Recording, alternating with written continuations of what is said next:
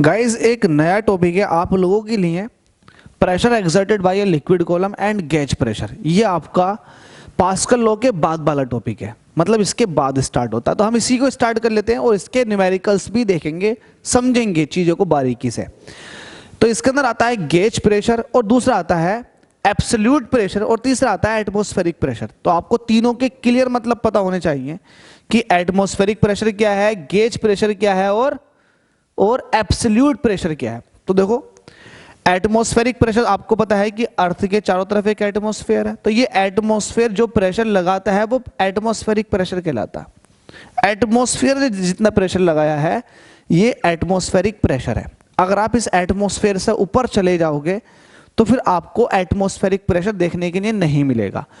तो atmospheric pressure जो देखने के लिए मिलता है वो अर्थ के ऊपर मिलता है, क्योंकि एटमॉस्फेयर उस पर एक प्रेशर लगाया हुआ होता है। तो एटमॉस्फेरिक प्रेशर का मतलब बिल्कुल क्लियर है, जो एटमॉस्फेयर प्रेशर लगा रहा है। दूसरा आता है इसके अंदर गेज प्रेशर। गेज प्रेशर जो होता है वो क्या होता है बता देता हूं। एक्चुअल में क्या आपके पास बहुत सारी डिवाइसेस ऐसी होती हैं जो प्रेशर को मीजर करती हैं। तो जो प्रेशर को मीजरिंग करने वाली डिवाइसेस होती है ना, एक्चुअल में उनको हम गेज कहते हैं। तो गेज प्रेशर जो हुआ वो ये हुआ कि जो प्रेशर को मीजर किया है डिवाइस ने, उस प्रेशर को आप कहते हो gauge pressure. By the way, अगर मेरे पास एक लिक्विड कॉलम है और इस लिक्विड कॉलम के अंदर मेरे पास कुछ लिक्विड भरा हुआ है और इस लिक्विड का अगर मैं प्रेशर कैलकुलेट करूंगा तो P = H रो जी। पहली बात तो ये फॉर्मूला होगा, P = H रो जी। तो मैंने ये मीजर किया है ना, मैंने इस लिक्विड कॉलम का प्रेशर मीजर किया है, ये P = H रो जी। तो ये जो प्रेशर मीजर करके आया है इसको कहेंगे हम गेज प्रेशर। क्या कहेंगे हम? गेज प्रेशर, क्योंकि आपने इस पर्टिकुलर लिक्विड कॉलम की मदद से प्रेशर को मीजर किया है। तो एक तरह से ये डिवाइस हो गई, मीजरिंग डिवाइस हो गई। तो ये प्रेशर मीजरिंग डिवाइस है जो लिक्विड कॉलम्स होते हैं। जैसे कि मरकरी का आपने कॉलम देखा होगा, तो वो भी तो प्रेशर मीजर करता है, उससे प्रेशर देख लेते हैं कि कितना लग रहा है। फिलहाल आपको ये पता चल चुका है कि ये मीजरिंग डिवाइस है, ये गेज प्रेशर देती है।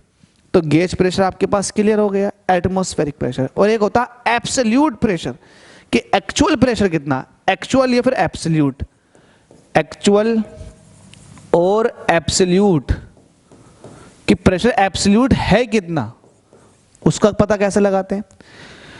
देखो आप मुझे एक बात बताओ, अगर मैं इस लिक्विड कॉलम का प्रेशर कैलकुलेट कर रहा हूं तो सिर्फ ये लिक्विड कॉलम का ही तो प्रेशर है, P = H रो जी, जो मैंने इस डिवाइस के थ्रू मेजर किया है, ये लिक्विड कॉलम का प्रेशर है। क्या आपको पता है कि इस लिक्विड कॉलम पर एटमॉस्फेयर भी एक प्रेशर लगा रहा होगा? फिलहाल तो मैंने लिक्विड कॉलम का प्रेशर कैलकुलेट कर लिया, लेकिन अगर इस लिक्विड कॉलम के प्रेशर के साथ साथ इसके अंदर मैं एटमॉस्फेयर का प्रेशर भी ऐड कर दूं तब जाकर मुझे ये एक्चुअल प्रेशर मिलेगा।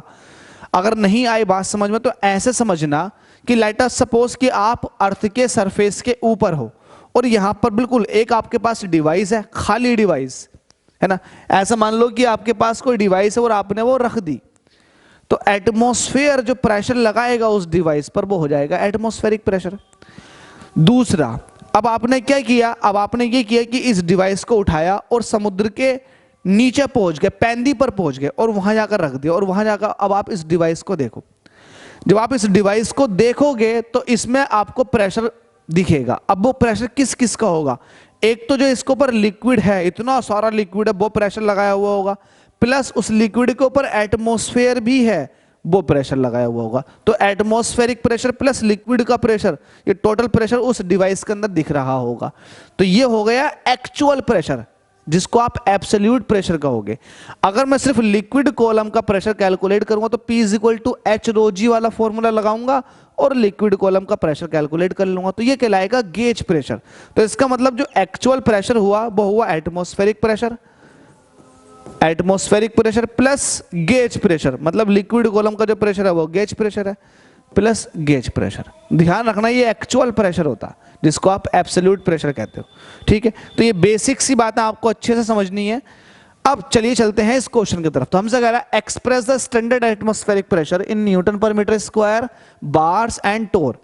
तो अल्टीमेटली जो प्रेशर की यूनिट्स है ना, उसमें ये एक्सप्रेस करवाना चाह रहा। तो ये बात भी आपको क्लियर कर दूं, देखो प्रेशर की कई सारी यूनिट होती हैं या फिर अलग अलग तरीके से प्रेशर को मेजर किया जाता है। सबसे पहले एसआई यूनिट का जिक्र कर लेते हैं। तो प्रेशर की जो एसआई यूनिट होती है वो होती है पास्कल या फिर न्यूटन पर मीटर स्क्वायर। ये है आपकी एसआई यूनिट, इसके अलावा और दूसरी एसआई यूनिट नहीं है। एसआई यूनिट के साथ साथ अगर सीजीएस यूनिट की बात करोगे, सीजीएस यूनिट की बात करोगे प्रेशर की, तो वो होती है डाइन पर सेंटीमीटर स्क्वायर। क्या होती है? Dine per centimetre square.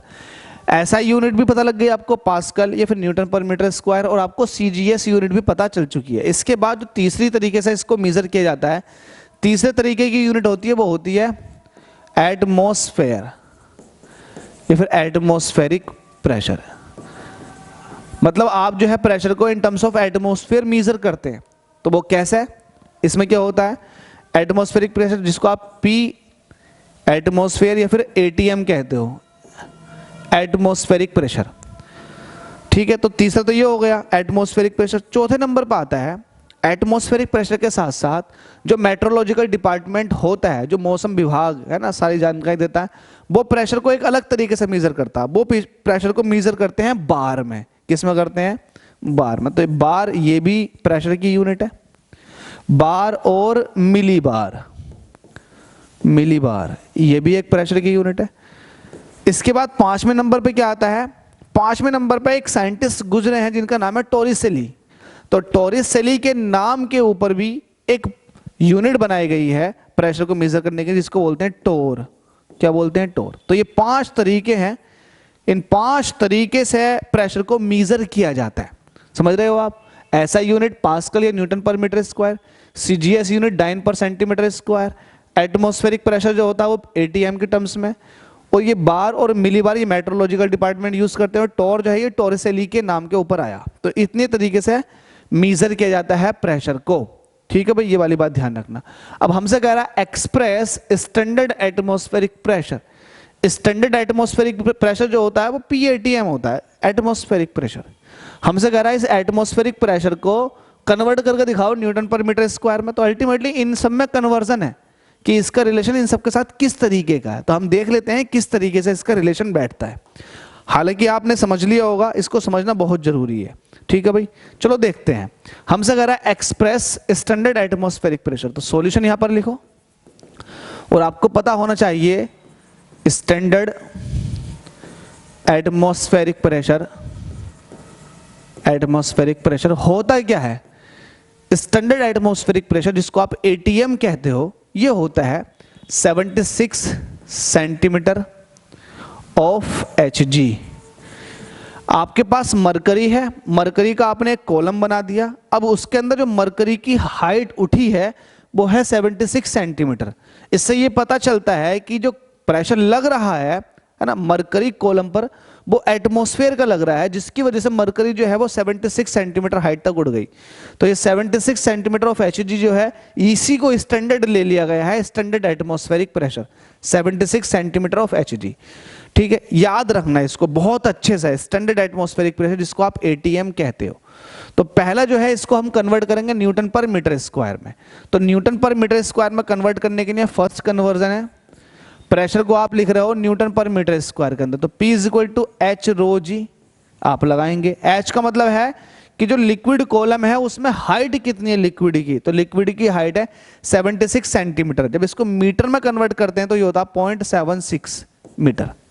ठीक है, और डेंसिटी कितनी होती है मरकरी की? ये होती है 13.6 इंटू 10 की पावर 3 किलोग्राम पर मीटर क्यूब। जी कितना होता है? 9.81। जब आप इन सबको मल्टीप्लाई करते हैं तो वैल्यू आती है 1.013 इंटू 10 की power 5 Newton per metre square.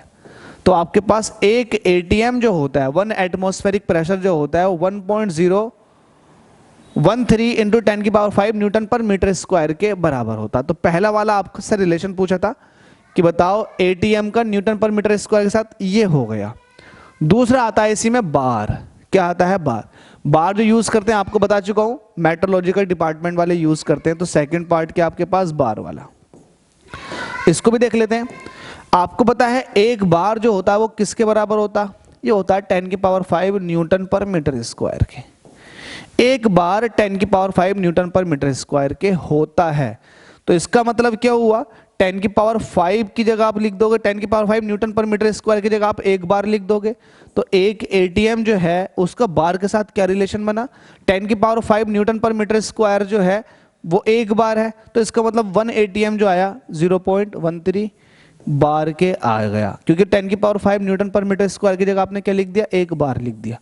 तो एक एटीएम जो है वो कुछ नहीं है, अल्टीमेटली 1.013 बार के बराबर है।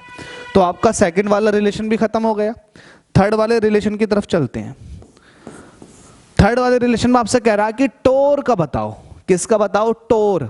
अब टोर जो है इसको निकालते हैं, टोरिसेली के नाम पे निकला। तो आप ध्यान रखना जो टोर है, जो 1 टोर बराबर होता है ये 1 mm 1 मिलीमीटर ऑफ Hg के बराबर होता है। ध्यान रखना एक टोर जो है 1 mm ऑफ Hg है, जबकि जो स्टैंडर्ड एटमॉस्फेरिक प्रेशर है वो 76 सेंटीमीटर ऑफ Hg है। अब जरा इसको मैं यहां को उठा कर लेकर आ जाता हूं, उठाओ इसको, यहां को उठाओ, कलर और नया ले लो। एक टोर जो है वो 1 mm ऑफ Hg है, और आपको पता है एक एटीएम जो होता है वो 76 सेंटीमीटर ऑफ Hg होता है। अब सेंटीमीटर को मिलीमीटर में कन्वर्ट करने के लिए तो 1 सेंटीमीटर में 10 mm होते हैं, तो आपने लिख दिया 76 इंटू 10 mm ऑफ Hg, ऐसे ही चलता रहेगा। इसको आप कह सकते हो 760 mm ऑफ Hg। अब जरा ध्यान दो, ध्यान देने योग्य बात क्या है, योग्य बात ध्यान देने ये है बच्चा कि 1 mm ऑफ Hg जो है वो 1 टॉर के बराबर है। तो इसका मतलब एक एटीएम जो आया, एक एटीएम जो आया 760 टोर के बराबर आ गया। ध्यान रखना एक एटीएम जो होता है वो 760 टोर के बराबर होता है। तो उम्मीद करता हूं समझ में आ गया होगा, इसमें बहुत इंफॉर्मेटिव है ना जानकारी आपको दी गई है, इंफॉर्मेशन दी गई है, तो आप बहुत अच्छे से चीज़ों को समझें, बारीकी से समझें और चीज़ों को हल करें। उम्मीद करता हूं कि चीज़ें समझ में आ गई होंगी। Thank you so much. Next video में मुलाकात करते हैं।